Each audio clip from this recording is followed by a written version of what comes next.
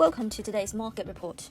The US stock market surged on Thursday, overcoming fears of economic weakness, as strong quarterly results from major tech companies boosted investor confidence.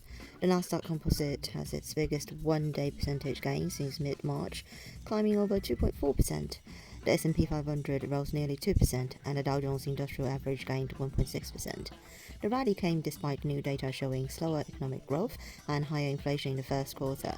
The US economy expanded at an annual pace of just 1.4%, down from 6.9% in the fourth quarter. At the same time, the personal consumption expenditure price index jumped over 8% in March, the highest since 1981.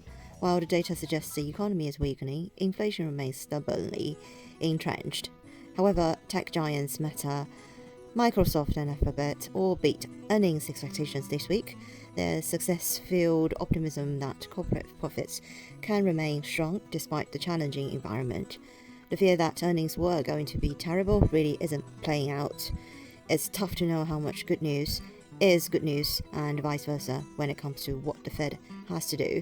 The central bank is trying to curb inflation by raising interest rates, but doesn't want to slow the economy too dramatically.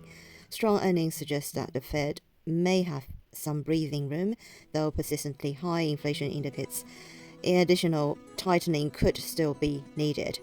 Major European indices and emerging market stocks also rose on optimism over corporate profits. Treasury yields climbed as investors weighed inflation risks and the possibility of a US default on its debt if Congress does not act to raise the borrowing limit. The 10-year Treasury yields exceeded 3.5% for the first time since 2018.